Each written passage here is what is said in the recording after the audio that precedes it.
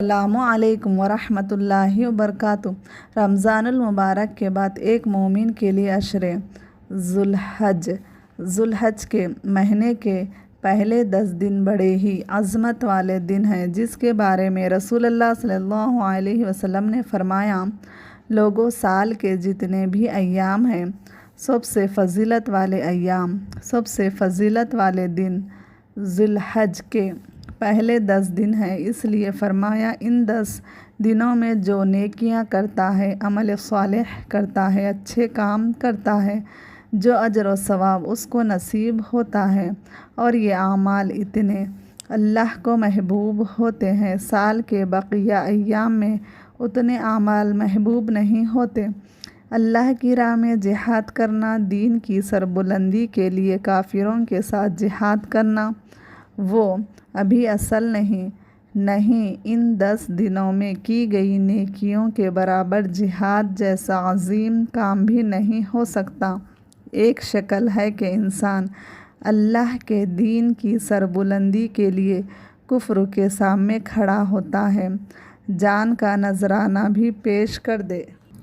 اور اپنی جمع کنجی بھی لٹا دے اللہ کے دین کے لیے، تو اس سے فضیلت لے سکتا ہے۔ جس کی زندگی میں وہ 10 دن آ جائے، اس کو چاہیے کہ ان 10 دنوں میں کثرت سے لا الہ الا اللہ، الحمدللہ، اللہ اکبر، ان 3 کلمات کو کثرت سے ان 10 دنوں میں پڑھے۔ صحیح بخاری کی شرح لکھنے والے امام ابن حجر عسقلانی رحمہ اللہ علیہ فرماتے ہیں، حدیث سے یہ سمجھ آتی ہے کہ ان 10 دنوں کو اللہ نے فضیلت کیوں دی۔ ان 10 دنوں میں تمام بڑی عبادتوں کو اللہ تعالیٰ نے جمع کر دیا ہے کہ سال کے کسی اور دن میں جمع نہیں ہوتے۔ نماز سارا سال مومن پڑھتا ہے، صدقہ بھی دے سکتا ہے، روزے بھی رمضان المبارک میں رکھتا ہے، لیکن حج صرف انہی ایام میں ہوتا ہے۔ اسی لیے تمام بڑی عبادتوں کو اللہ نے چونکہ ان ایام میں جمع کر دیا ہے،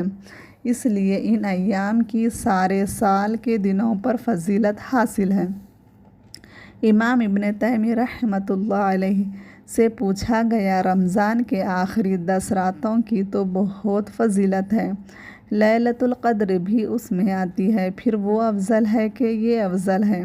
تو امام ابن تیمیہ رحمہ اللہ علیہ دلائل سے بیان کرتے ہیں، دنوں کے اعتبار سے ذوالحج کے پہلے 10 دن افضل ہے، اور راتوں کے اعتبار سے رمضان المبارک کے آخری عشرے کی راتیں افضل ہیں۔ سلمہ رضی اللہ تعالیٰ عنہا روایت کرتی ہیں، رسول اللہ صلی اللہ علیہ وسلم نے فرمایا، تم میں سے جب کوئی ذوالحج کا چاند دیکھ لے، اگر وہ قربانی کرنا چاہتا ہے تو اس کو چاہیے کہ ان 10 دنوں میں بال بھی نہ کاٹے اور ناخن بھی نہ کاٹے۔ اگر انسان رسول اللہ صلی اللہ علیہ وسلم کے اس طریقے کو زندہ کرنا چاہتا ہے تو پہلے 9 دن کا روزہ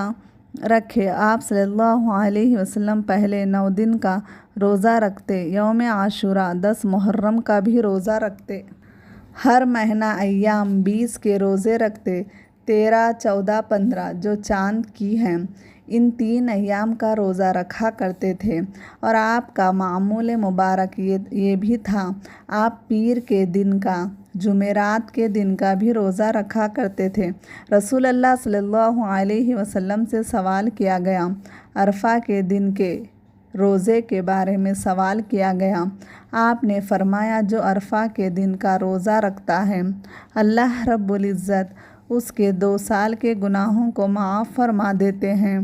رسول اللہ صلی اللہ علیہ وسلم نے فرمایا، اللہ تعالیٰ اس دن جتنے لوگوں کو جہنم سے آزاد کرتے ہیں، سال کے کسی دن آزاد نہیں کرتے۔